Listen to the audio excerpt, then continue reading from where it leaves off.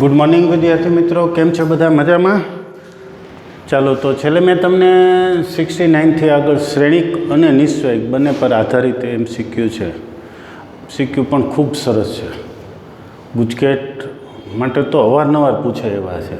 આજના MCQ ગુજકેટ અને ક્યાંક ક્યાંક જી લેવલ માટે પણ આના કોન્સેપ્ટનો ઉપયોગ કરવાના છીએ. બરાબર, ખૂબ સરસ છે. સંકેતોય થોડાક નવા જે શીખવાના છે, નવા પરિણામો ભેગા ઉમેરવાના છે. તો જોતા જઈએ કેમ છે. સૌપ્રથમ ચોરસ શ્રેણિક હોય તો એનો નિશ્ચયક અને એ ટી એ ઉપર જે આવો ટી લખેલું હોય એટલે એનો ટ્રાન્સપોઝ મેટ્રિક્સ. એનો ટ્રાન્સપોઝ મેટ્રિક્સ એટલે એનો પરિવર્તન, જે તમે આપણે ડેશથી પણ ઓળખીએ છીએ. આ બે એક જ છે, બરાબર છે? આ બંને સમાન છે એમ સમજી લેજો. તો આ બે સમાન થાય કે નહીં? તો દેખીતું જ છે બે સમાન જ થાય. અને આ શું કામ બે સમાન થાય? તો કે શ્રેણિકનો નિશ્ચયક મેળવ્યું. કોઈ પણ ચોરસ શ્રેણિક લઈએ, ધારો કે એ બરાબર 1 2 3 4 લીધો, તો આનો નિશ્ચયક મેળવો એટલે શું થાય? 1 2 3 4. આનું મૂલ્ય જે મળે અને હારને સ્તંભમાં ફેરવો. હારને સ્તંભમાં ફેરવો અને પછી જે નિશ્ચયક મળવી જોઈએ, પહેલી હારને પહેલા સ્તંભમાં લખો, બીજી હારને બીજા સ્તંભમાં. મૂલ્ય સરખું જ થવાનું છે. બેયનું મૂલ્ય ઇક્વલ જ રહેવાનું છે. શું કામ ઇક્વલ રહેશે? તો અહીંયા અગ્રવિકર્ણ તો એમાંનામાં બેમાં સરખો જ છે. પ્રતિવિકર્ણના ઘટકનો ગુણાકાર, ઘટક બદલા છે, ગુણાકાર તો સમાન જ રહેવાનો છે. એટલે કે કોઈ પણ ચોરસ શ્રેણિક હોય, એ શ્રેણિકનો નિશ્ચયક કે એને હારને સ્તંભમાં ફેરવીને બનતો નિશ્ચયક બે સરખો જ થાય. અને આમ પણ એવું એક પરિણામ જ છે કે નિશ્ચયકને હારને સ્તંભમાં ફેરવી નાખો તો મળતા નિશ્ચયકનું મૂલ્ય મૂળ નિશ્ચયકના મૂલ્ય જેટલું જ હોય. બરાબર છે? એટલે એક પરિણામ પર જ આધારિત છે. નિશ્ચયકનું મૂલ્ય કે એને હારને સ્તંભમાં ફેરવી અને મળતા નિશ્ચયકનું મૂલ્ય બે સમાન થાય. અને ઉદાહરણથી પણ સહેલાઈથી સમજાઈ જાય. હવે એક નવો સંકેત આવ્યો, DIAG, મૂળ ડાયાગોનલ. ડાયાગોનલ મેટ્રિક્સ એટલે વિકર્ણ શ્રેણિક. ડાયાગોનલ એટલે વિકર્ણ. વિકર્ણનું આ ટૂંકમાં લખ્યું. ટૂંકમાં આપેલો શ્રેણિક એ આવો છે, એમાં વિકર્ણના ઘટક 1 2 3 છે, બાકીના ઘટક આપેલા નથી હોતા. તો વિકર્ણ શ્રેણિકમાં બાકીના ઘટક ના આપ્યા હોય તો એ તો એની વ્યાખ્યા મુજબ બાકીના બધા ઘટક શૂન્ય જ હોય. વિકર્ણના ઘટક આપી દે તો વિકર્ણ સિવાયના કાં આપવાની જરૂર નથી. તો આનો એ ઇન્વર્સ મેળવીને એના ઘટકોનો સરવાળો કરવો છે. તો આવા એ ઘટક વિકર્ણ શ્રેણિક હોય એનો ઇન્વર્સ મેળવવો અગાઉ ટેક્સ્ટબુકના MCQ ચાલતા હતા ત્યારે કીધું હતું કે વિકર્ણના ઘટકના વ્યસ્ત કરી નાખો. 1 નો વ્યસ્ત 1, 1/2, 1/3. બરાબર છે? બાકીના ઘટકો એમનેમ લખી નાખો. તો વિકર્ણ શ્રેણિકનો ઇન્વર્સ મેળવવો સાવ સહેલો. ચાલો, આ તો ટેક્સ્ટબુકનો MCQ થયો. હવે ઘટકોનો સરવાળો, બધા ઘટકનો સરવાળો કરવો એટલે આમ અલ્ટિમેટલી તો વિકર્ણના ઘટકનો સરવાળો જ કરવાનો થયો, કારણ કે બીજા તો ઘટકો શૂન્ય છે. એટલે વિકર્ણના ઘટકોનો સરવાળો કે એ ઇન્વર્સના ઘટકોનો સરવાળો બે સરખું જ થશે. હાલો, આનો સરવાળો 1 + 1/2 + 1/3 શું થાય? 6 લસા લઈ લો. 6 3 ને 5, 6 3 ને 5, 11/6. ત્યાર પછી છે એક 72મો MCQ. એક જ શ્રેણિક 2 × 2 એટલે બે કક્ષાનો ચોરસ શ્રેણિક આપ્યો છે. એ ચોરસ શ્રેણિક હોય એટલે એનો નિશ્ચયક. કોનો નિશ્ચયક? એનો ક્યુબ. A × A એટલે A² મળે ને A² ને પાછા A સાથે ગુણો એટલે A³ મળે. પછી એનો નિશ્ચયક બરાબર 125. એક તમે એમ ગણી શકો. એમ એટલે ફરીથી A આપ્યો છે, A² મેળવો. A × A એટલે A² મેળવો. પાછો A³ મેળવવા A² × A કરો એટલે A³ શ્રેણિક મેળવો. એનો નિશ્ચયક એટલે કે શ્રેણિકને નિશ્ચયક સ્વરૂપે લખો. પછી એનું મૂલ્ય બરાબર 125 લખો તો તમને આલ્ફાની કિંમત મળી જાય. બીજું એક પરિણામ આવું છે, A³ નો નિશ્ચયક એટલે કે નિશ્ચયકનો ક્યુબ. વ્યાપક રીતે એની n ઘાતનો નિશ્ચયક કે નિશ્ચયકની n ઘાત બે સમાન થાય. આટલું બરાબર? 2 × 2 માટે આટલું થયું. ત્યાર પછીનું હવે આના બરાબર 125 આપેલા છે. હવે એનો નિશ્ચયક લખીએ તો શું થાય? આલ્ફા સ્ક્વેર -4 બરાબર આ શ્રેણિકનો નિશ્ચયક લખ્યો એનો ક્યુબ અને અહીંયા 5નો ક્યુબ 125. એટલે ફરીથી જો માનાંક નથી, શ્રેણિકનો નિશ્ચયક, શ્રેણિક એ છે એનો નિશ્ચયક, આ ક્યુબ એમનામ, આ 125 એમનામ. ક્યુબ દૂર કરો, -4 સામે જાય એટલે +4, એટલે આલ્ફા સ્ક્વેર બરાબર 9. તો આલ્ફા બરાબર ±3 થયા. પછી એ સામાન્ય શ્રેણિક નથી. સામાન્ય શ્રેણિક નથી એટલે એવું કહી દીધું છે કે એ અસામાન્ય શ્રેણિક છે. એટલે અથવા તો બીજી રીતે એવું કીધું છે કે એનો નિશ્ચયક છે એ શૂન્ય છે, શૂન્ય નથી, અસામાન્ય છે. સામાન્ય હોય તો નિશ્ચયક શૂન્ય, સામાન્ય નથી એટલે નિશ્ચયક શૂન્ય નથી. તો આના એડજોઇન્ટનું મૂલ્ય શું થાય? સાવ સહેલું. એડજોઇન્ટ મેળવવા શું કરવું? તો વિકલ્પ જો એડજોઇન્ટ એ શું થાય? વિકલ્પોમાં વિકલ્પ પ્રમાણે આપણે આગળ વધો. 73ના વિકલ્પો ઉપર નજર નાખો તો સામાન્ય કે અસામાન્ય કેવું આપ્યું છે. તો 73માં ફરીથી સામાન્ય શ્રેણિક નથી. તો એડજોઇન્ટ એ જો 2 કક્ષાનો હોય તો આનો નિશ્ચયક શ્રેણિક નિશ્ચયકના સ્ક્વેર જેટલો થાય. શું છે? સહઅવયવ શ્રેણિકના નિશ્ચયકનું મૂલ્ય નિશ્ચયકના સ્ક્વેર જેટલું થાય. બહુ સરસ આ પરિણામ છે. પરિણામ પણ યાદ રાખી લો. એનું ઉદાહરણ એક આપી દઉં તમને. ધારો કે એક નિશ્ચયક લખો, નિશ્ચયક જ લખી નાખી સીધો. નિશ્ચયક 1 2 3 4 5 6 7 8 1 આવો એક નિશ્ચયક છે. તમને આ પૂછ્યું એ મેળવવાનું, તો શું કરો?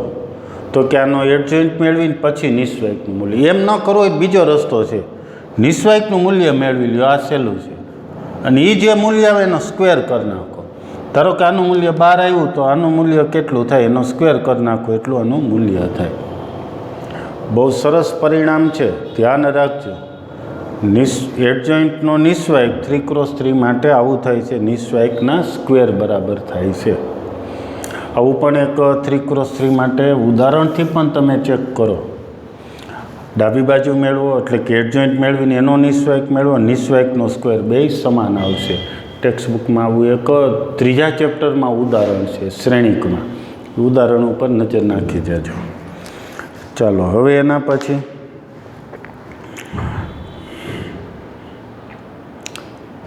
એ અને બી એ 2x2 શ્રેણિક હોય તો કયું સત્ય છે? તો આનો સ્ક્વેર કરવાનો છે. સ્ક્વેર કરીએ તો શું થાય? કેવી રીતે મેળવાય? કોઈ પણ શ્રેણિકનો સ્ક્વેર હોય એટલે એને એ શ્રેણિકનો 2 વખત ગુણાકાર. પહેલાં તો સરવાળો થઈ શકે. તો હા, કે એ અને બી બંને 2x2 શ્રેણિક છે. 2x2 શ્રેણિક એટલે સરવાળો થાય. સરવાળો પણ 2x2 જ મળે એટલે આ 2 શ્રેણિકોનો ગુણાકાર છે. 2 2x2 છે એટલે આ પણ બંને ગુણાકારે વ્યાખ્યાયિત છે. હવે ગુણાકાર કરો. a × a એટલે a સ્ક્વેર થાય, પછી a × b એટલે a b થાય, પછી b × a એટલે b a, અને પછી b સ્ક્વેર થયું. બરાબર. હવે ક્રમ બદલી ન શકાય એટલે આ પરિણામ આમનામ રાખવાના છે. a b અને b a બે જેમ છે એમનામ રાખો. ક્રમ બદલીને 2 ટાઈમ લખતા નહીં. આ જ વિકલ્પ હોય એ ટીક કરી નાખો. 77માં હવે એ એક ગણાવા જેવો છે. અસામાન્ય શ્રેણિક છે. અસામાન્ય શ્રેણિક એટલે એના નિશ્ચયકનું મૂલ્ય બરાબર 0. નિશ્ચયકમાં આ જ શ્રેણિકનો નિશ્ચયક એટલે ઘટક એમનામ રાખવાના છે તમારે. હવે આનું સાદુરૂપ આપો તો સીધું જ લેમડા મળી જશે. બરાબર. ખૂબ સરસ આ બધા MCQ છે. સમજીને સોલ્વ કરી નાખજો બધા. એના પછી 77 પછી આગળ વધો તો 78 79 ઉપર જવો તો એક પરિણામ ઉપર નજર નાખો. પરિણામ ગોતો. કંઈક પરિણામ છે એમ ગણવું છે આપણે. કયું પરિણામ છે 79 માટે ડાયરેક્ટ ઉપયોગમાં લઈએ તો આપણને MCQ સહેલો પડે છે.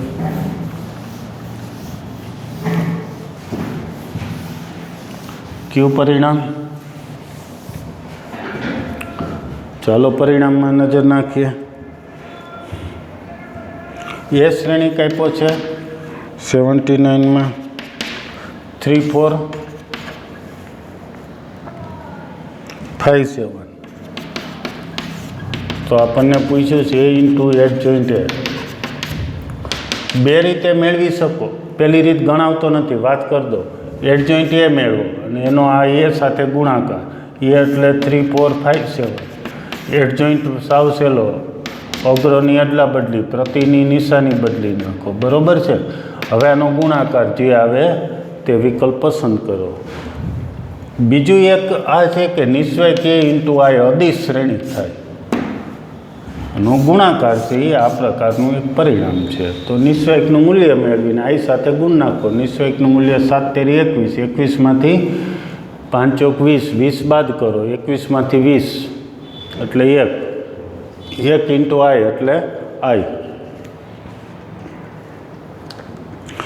તો 80મું આઈવાળું પરિણામ, એમાંથી આઈવાળું સમીકરણ હોય ને એમાંથી એ ઇન્વર્સ જ્યારે મેળવવું હોય ત્યારે એ ઇન્વર્સ વડે ગુણી નાખો એટલે તમને એ ઇન્વર્સ મળી જશે. ત્યાર પછી 81માં છે એકમ શ્રેણિકનો વ્યસ્ત શ્રેણિક શું થાય? એકમ શ્રેણિકનો વ્યસ્ત એકમ શ્રેણિક જ થાય. એના પછી 82 એનો એડજોઇન્ટ એનો જ રહેશે. એકમ શ્રેણિકનો એડજોઇન્ટ એનો એનો ઇન્વર્સ એનો જ. 82 પણ આ જ પરિણામનો ઉપયોગ કરી અને ગણી નાખો. પછી 83 સરસ એમસીક્યુ છે. નિશ્ચયક એ છે એ શૂન્ય શ્રેણિક નથી અને હજી આપ્યું છે એના માટે એ અને બી શ્રેણી કેવા છે કે એનો ગુણાકાર શૂન્ય શ્રેણિક થાય. તો વિકલ્પો છે એ અને બી સામાન્ય છે કે અસામાન્ય, સામાન્ય કે અસામાન્ય કે એવું જોવું હોય તો એના નિશ્ચયકનું મૂલ્ય શું આવે એ ખબર હોવી જોઈએ. નિશ્ચયકનું મૂલ્ય શૂન્ય છે કે નહીં એની ઉપરથી આપણે જજમેન્ટ લઈ શકીએ. તો ચાલો આપ્યું છે એની ઉપરથી આવું કહી શકીએ, જો શ્રેણિક શૂન્ય શ્રેણિક હોય તો એનો નિશ્ચયક શૂન્ય થાય. અહીંયા શૂન્ય શ્રેણિક છે અને એના નિશ્ચયકનું મૂલ્ય શૂન્ય લખ્યું છે.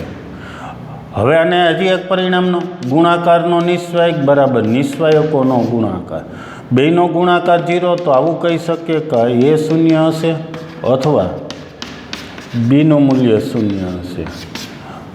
તો હવે વિકલ્પ પસંદ કરો. નિશ્ચયકનું મૂલ્ય શૂન્ય એટલે અસામાન્ય શ્રેણિક છે, તો એ અથવા બી અસામાન્ય શ્રેણિક છે એવો વિકલ્પ પસંદ કરી લો. ત્યાર પછી 84 સામાન્ય સમિત શ્રેણિક હોય તો એ ઇન્વર્સ શું થાય? વિકલ્પોમાં સમિત, અસમિત, વિકર્ણ શ્રેણિક કે શું છે એ પ્રકારનું છે. એ સામાન્ય શ્રેણિક છે. સામાન્ય શ્રેણિક છે એટલે નિશ્ચયક શૂન્ય નથી એવું આપ્યું છે. અને સમિત છે. સમિત છે એનો મતલબ કે એનો ડેશ લઈએ એના બરાબર જ મૂલ્ય થાય અને એ ડેશ બરાબર એ થાય. એ પણ સાચું છે. સમિત એટલે એનો પરિવર્ત મેળવો તો એનો થાય. આટલું આપણને આપ્યું છે અને પૂછ્યું છે તો એ ઇન્વર્સ કેવો થાય? હવે સમિત કે વિસમિત જોવું હોય તો શું કરવું પડે છે કે એનો પરિવર્ત મેળવવાનો છે. પરિવર્ત મેળવીએ તો એનો જ જવાબ આવે છે કે વિરોધી જોવાનું છે. તો એક પરિણામ આવું છે, ઇન્વર્સનો પરિવર્ત કે પરિવર્તનો ઇન્વર્સ બે સમાન થાય. શું છે? ઇન્વર્સનો પરિવર્ત ને પરિવર્તનો ઇન્વર્સ બે સમાન થાય. હવે એ ડેશ બરાબર એ લખી શકાય, ઉપર આપ્યું છે અને એનો ઇન્વર્સ. એ ઇન્વર્સનો પરિવર્ત મેળવીએ, એ ઇન્વર્સનો પરિવર્ત મેળવીએ તો એનો જ શ્રેણિક આવ્યો. તો એ ઇન્વર્સ કેવો શ્રેણિક થયો કહેવાય? ઇન્વર્સ ડેશ મેળવીએ તો એનું જ શ્રેણિક આવ્યો. બરોબર છે. કોઈ પણ શ્રેણિક, ધારો કે એક શ્રેણિકનો પરિવર્ત મેળવી તો એક્સ આવે તો એક સમિત થયો કહેવાય. તો અહીંયા એ ઇન્વર્સ સમિત છે એમ કહેવાય. એના પછીનો વિસમિત શ્રેણિક હોય તો આમ જ ગણજો. વિસમિત શ્રેણિક માટે આ જ પરિણામનો ઉપયોગ કરજો. આવી જ રીતે પછી 87માં છે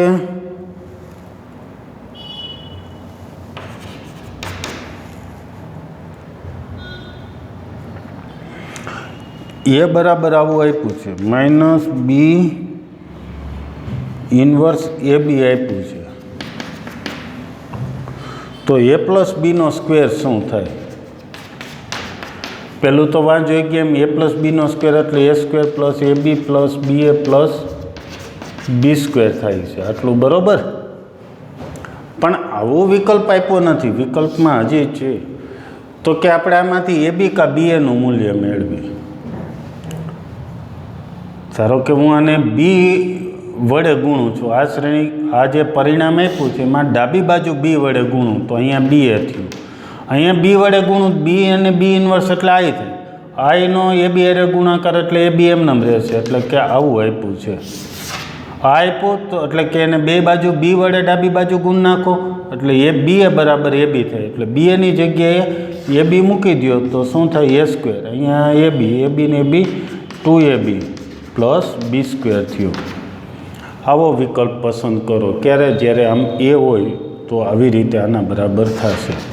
એના પછી 88 આવો જ એક્ઝામ્પલ.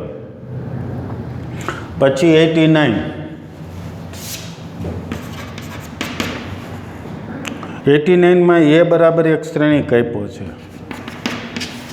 1 2 -5 આપ્યું છે. એ ઇન્વર્સ બરાબર X into A Y into I, તો એક્સ બરાબર શું અને વાય બરાબર શું?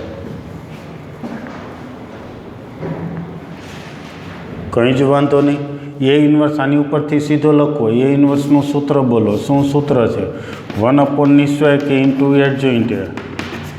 1/, નિસ્વાયકનું મૂલ્ય મેળવો 1 + 10 એટલે 1/11 થયું નિસ્વાયક. નિસ્વાયક 11 મળે છે એટલે નિસ્વાયક. એડજોઇન્ટ એ સાવ સહેલો છે, અગ્રની અદલા બદલીને પ્રતિની નિશાની બરાબર એક્સ ઇન્ટુ એ એટલે શું થાય? બધાને એક્સ વડે ગુણી નાખો તો x 2x -5xx. Why I એટલે y 0 0 વાય, આટલું ક્લિયર. વાય આઈનો વાય સાથે ગુણાકાર કરી નાખો, જ્યાં એક્સ અને વાય અદિશ છે, સંખ્યાઓ છે. હવે એક્સ ને વાય મેળવવા છે, બોલો કેમ મેળવશો? તો સાવ સહેલું છે. આ બેનો સરવાળો આ થાય, અહીંયા 11 વડે ભાગી નાખો અને એક્સ મળી જાય. એક્સને પછી બીજા અન્ય સાથે સરખાવો તો વાય બરાબર. સાવ સહેલો. 89 પછી હજી આગળ વધો. ચાલો અત્યારે બે MCQ પહેલાં પૂરા જ કરી દઈએ બરાબર. પછી 19માં છે તો એ અહીંયા જે એક વિકર્ણ શ્રેણિકનું ડાયાગોનલ મેટ્રિક્સનું સમજાવ્યું એ પ્રમાણે જ છે. હવે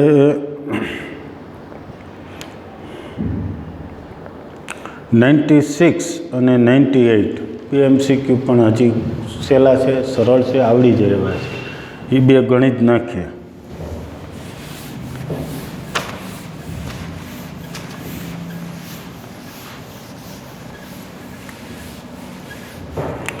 તો 96 ઉપર નજર નાખો.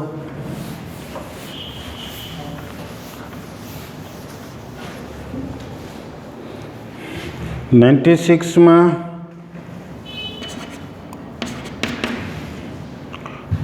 એ કેવો છે? તો એ 3x3 શ્રેણિક છે બરોબર છે. એ 3x3 શ્રેણિક છે. એના પછી આગળ વધીએ તો એડજોઇન્ટ ઓફ એડજોઇન્ટ નું મૂલ્ય મેળવવું છે. 3x3 શ્રેણિક છે. ચાલો આગળ વધીએ. સૌ પ્રથમ કોઈ પણ શ્રેણિક એક્સની વાત કરીએ તો આવો છે x into adjoint of x બરાબર શું થાય? નિસ્વાયક એ ઇન્ટુ નિસ્વાયક એક્સ ઇન્ટુ આઈ થાય. એક્સ કોઈ પણ શ્રેણિક હોય તો કોઈ પણ શ્રેણિક માટે આ પરિણામ છે. એક્સને બદલે હવે આપણે આમાં એડજોઇન્ટ એ મૂકીએ. એડજોઇન્ટ એ શ્રેણિક છે. એક્સ એટલે કોઈ પણ શ્રેણિક માટેની વાત છે તો એડજોઇન્ટ એ એક્સ ની જગ્યાએ એડજોઇન્ટ એ એક શ્રેણિક છે એટલે એક્સ બરાબર એડજોઇન્ટ એ લેતા. એક્સ શ્રેણિકની જગ્યાએ એડજોઇન્ટ એ એવો શ્રેણિક મૂકીએ તો એડજોઇન્ટ એ પછી અહીંયા શું થયું? એડજોઇન્ટ ઓફ એડજોઇન્ટ એ બરાબર એડજોઇન્ટ એ ઇન્ટુ આઈ. હવે આપણે એ વડે બંને બાજુ ગુણી નાખીએ. એ વડે ગુણીએ તો અહીંયા કંઈક આવું થયું. હવે આનું મૂલ્ય શું થાય? તો જે અહીં કીધું એમ કોઈપણ શ્રેણિક માટે નિશ્ચયક એ ઇન્ટુ આઈ થાય અને અશ્રેણિક એ ઇન્ટુ નિશ્ચયક ઇન્ટુ આઈ આવું થયું. હવે બે બાજુ નિશ્ચયકનું મૂલ્ય લઈ લે. નિશ્ચયકમાં અને આ બંને ઉડી જશે. એડજોઇન્ટ એનો નિશ્ચયક ને અહીંયા આનો નિશ્ચયક, એની ઉપરથી હવે એક નિશ્ચયક ઉડી જશે અને તમને આ જે પૂછ્યું છે એનું મૂલ્ય એટલે કે અહીંયા છે એનું મૂલ્ય તમને બહુ સરળતાથી મળી જાય છે. ખૂબ સરસ પરિણામ આનો જ ઉપયોગ કર્યો છે. આ એક કોઈ પણ શ્રેણિક માટે છે, એમાં એક્સની જગ્યાએ એડજોઇન્ટ એ મૂકી દો એટલે તમને આ મૂલ્ય મળી જાય છે. સરસ MCQ છે. પછી 98મો ઘણી વખત બોર્ડની પરીક્ષાઓમાં પણ પૂછાયેલો છે. એક શ્રેણિક છે. તમે MCQની લગભગ બુક જોશો, જૂની ટેક્સ્ટ બુક જોશો, બધામાં આ એક્ઝામ્પલ છે.